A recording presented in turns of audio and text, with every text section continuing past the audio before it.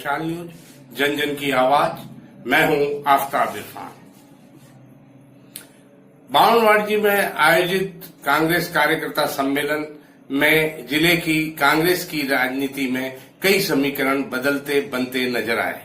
मुख्यमंत्री की मौजूदगी में कई कांग्रेसी नेताओं ने उद्बोधन दिए और इस बीच सिरोही शिवगंज के निर्दलीय विधायक संयम लोढ़ा ने भी अपना उद्बोधन दिया और उन्होंने मांग की कि वैभव गहलोत को जालोर सिरोही लोकसभा सीट से टिकट दिया जाए। आइए देखें क्या बोले निर्दलीय विधायक संयम लोढ़ा। हम लोग राजनीतिक कार्यकर्ता हैं, हमारे आदर्श और हमारी राजनीतिक क्षेत्र में जो महामानव रहे उनसे ऊर्जा प्राप्त करते हैं। जब महात्मा गांधी की हम तस्वीर देखते हैं तो हमें समाज में सबसे पीछे बैठे हुए उस आदमी का स्मरण होता है और हम उनकी तस्वीर के माध्यम से संकल्पबद्ध होते हैं कि समाज के हर उस आदमी की सेवा का काम करेंगे जिनके साथ परमात्मा ने अन्याय किया या व्यवस्था ने अन्याय किया। सिर्फ 2 महीने हुए अशोक गहलोत साहब ने राजस्थान की हुकूमत को संभाला है, पर राजस्थान के 7 करोड़ लोगों को उनके फैसलों पर गौर करना चाहिए कि सत्ता में आने के बाद में किस व्यक्ति को लक्ष्य रख करके वो आगे बढ़ना चाह रहे हैं।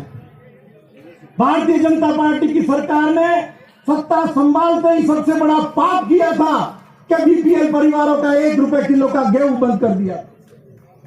आपने सत्ता संभाली, आपने मांग नहीं की, मैंने मांग नहीं की।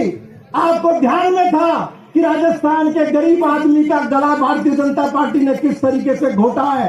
1 करोड़ 78 लाख लोगों को एक फैसले से 1 रुपए किलो गेहूं देने का आपने निर्णय किया। सरकार एक चुनाव में वायदे करती है, घोषणा पत्र पेश करती है और जब उन वायदों की आप याद दिलाते हैं तो वो कहते हैं कि हमने ये वायदे 5 साल के लिए किए, आप 5 साल इंतजार करिए। लेकिन आप अशोक गहलोत साहब के फैसलों पर नजर डालिए। आपने चुनाव घोषणा पत्र में कहा था कि राजस्थान के किसानों का कर्जा माफ करेंगे, तो सरकार बनते ही 10 दिन के भीतर फैसला करके राजस्थान के किसानों का कर्जा माफ किया। और भारतीय जनता पार्टी की तरह ये नहीं कि सिर्फ सोसाइटियों का कर्जा माफ किया हो, उसमें भी 8,000 करोड़ की लायबिलिटी हो, 2,000 करोड़ रुपए दो और 6,000 करोड़ रुपए अगली सरकार पर छोड़ के चले जाओ। आपने नेशनलाइज बैंक को भी इसमें शामिल किया, भूमि विकास बैंक को भी शामिल किया। पूरे राजस्थान के किसान तबके के अंदर एक नया संदेश दिया कि जिस सरकार ही आई है, इसने जिस घोषणा पत्र के आधार पर आई है, उस पर यह सरकार काम करेगी। हमारे बेरोजगार भाई भत्ते के लिए मारे फिरते, साइट नहीं खुलती थी। पिछली सरकार के वक्त जो मासिक भत्ता दिया था, कई दिनों तक साइट पर जाते थे। आपने सत्ता संभालते ही उस मासिक भत्ते को बढ़ाने का काम किया और आज राजस्थान के लाखों नौजवान जिनसे सरकार बनाते वक्त आपने वायदा किया था, वो बेरोजगारी भत्ता प्राप्त कर सकेंगे। अभी आपने परसों कल अखबार में पढ़ा होगा, पानी का पैसा इन्होंने एक सीमित सीमा तक मुफ्त कर। तो आप इन सारे फैसलों पर गौर करिए। मैं राजस्थान के लोगों से आह्वान करना चाहता हूं कि आप अभी तो सिर्फ 2 महीने हुए हैं, शुरुआत हुई है। आने वाले वक्त में जिस बेहतर राजस्थान की कल्पना आप और हम सब करते हैं, उस दिशा में आपके नेतृत्व में आगे बढ़ेंगे। 2 बातें मैं राहुल गांधी जी के बारे में कहना चाहता हूं। आपको और हम सबको ध्यान है, अपना ही नेशनल हाईवे बना था शिवगंज से लेकर के स्वरूपगंज तक और बाद में आगे पालनपुर तक। आप में से बहुत से किसानों की जमीनें गई थी, क्या पैसा मिला? 40,000 रुपए भी दी थी। अंग्रेजों के बनाए हुए उस कानून को बदलने की हिम्मत हिंदुस्तान के 70 साल के इतिहास में किस आदमी ने दिखाई? वो राहुल गांधी थे, जिन्होंने उस कानून को बदला।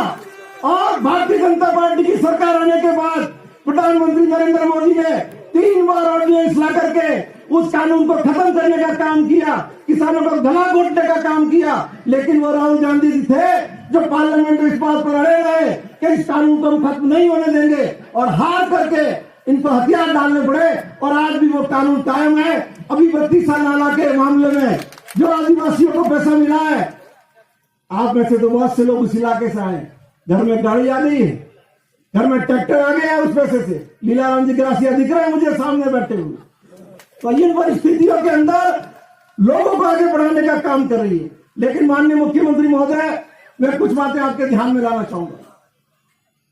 हमारे यहाँ बड़े औद्योगिक धंधे तो हैं, औद्योगिक इकाइयां हैं, लेकिन स्थानीय लोगों को उसमें रोजगार नहीं मिल रहा है। मैं आपके माध्यम से ध्यान आकृष्ट करना चाहूंगा कि जितने भी इस इलाके में बड़ी बड़ी फैक्ट्रियां हैं, उन्हें बाध्य किया जाए कि 50% नौकरियां सिरोही जिले के नौजवानों को उसमें मिलनी चाहिए। मैं आपसे निवेदन करना चाहूंगा, पिछले साल पुलिस के कांस्टेबलों की भर्ती हुई, खाली 3 कांस्टेबल सिरोही जिले के चयनित हुए, और जितने भी यहाँ सरकारी कर्मचारी भर्ती होते हैं। मैं जयपुर में आपसे निवास पर मिला, तब भी मैंने आपका इस वक्त ध्यान आकृष्ट किया था।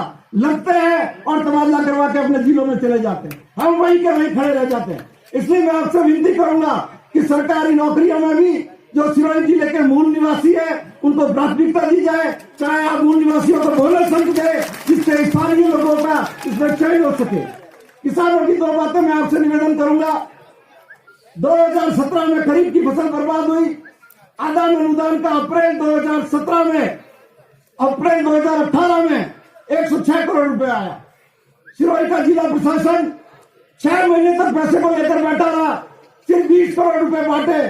1.5 लाख से ज्यादा किसान आदान अनुदान के पैसे से वंचित है, और 70 करोड़ रुपए सरेंडर करके सरकार को भेज दिए। मैंने माननीय मुख्य सचिव का भी ध्यान आकृष्ट किया था, तत्कालीन कलेक्टर को निर्देश दिए कि कैंप लगा करके किसानों को पैसे बांटो, लेकिन नहीं बांटे गए। माननीय 31 मार्च उसकी लास्ट डेट है। मैं आपसे विनती करूंगा कि 1.5 लाख किसान सिरोही जिले का जो आदान अनुदान के पैसे से वंचित है, आप पूरी मशीनरी लगा करके, प्रभारी सचिव लगा के एक किसान को उसका पैसा दिलाएं। प्रधानमंत्री फसल बीमा में जो पैसे मिले किसानों को, सिर्फ सिरोही जिले के किसानों के साथ धोखा हुआ। वो पैसा उनके खातों में डाला और लोन उनसे कम कर दिया। पड़ोस के पाली जिले में जो पैसा दिया गया किसान को, वो कैश में दिया गया। सिरोही जिले के किसानों को प्रधानमंत्री फसल बीमा का कोई लाभ इस कारण से नहीं मिल सका, क्योंकि कोऑपरेटिव बैंक ने फसल बीमा की राशि से लोन की राशि कम कर दी, और अब जो लोन माफ हो रहा है वो कम माफ हो रहा है। मैं आपसे विनती करूंगा कि वो पैसा रिम्बर्स कराया जाए। और रही बात आगे के लोकसभा चुनाव की, ये कोई चुनाव साधारण चुनाव नहीं है। एक नागरिक के रूप में भी मैं आपसे कहना चाहता हूं कि इस चुनौती को हमको समझना है। आज देश के अंदर विधायिका संकट में है, देश में न्यायपालिका संकट में है, देश में कार्यपालिका संकट में है, देश के पत्रकार संकट में है, देश के साहित्यकार संकट में। इस चुनौती को स्वीकार करते हुए हर हालत में भारतीय जनता पार्टी को रोकने का काम हमको करना है। हम जालोर सिरोही के लोग 15 साल से भाजपा को दिल्ली में जीता करके भेज रहे हैं, यात्रा देना बैठा हूं। 15 साल में एक काम करे खींचा तो बताओ ना, खींचा तो बोलो। ही नहीं है तो हमने फैसला हाईकमान करी कि कौन लड़ी नहीं लड़ी, लेकिन एक सिरोही जिले के नागरिक के रूप में मैं ये समझता हूं कि सिरोही जिले का विकास कैसे हो, सिरोही जिले का भाग्य कैसे खुले। इसलिए पूरे सिरोही जिले की ओर से आपसे विनती करता हूं कि आप हाईकमान से बात करें और वैभव गहलोत को चालो सिरोही लोकसभा सीट से चुना दें। और आप लोग सभी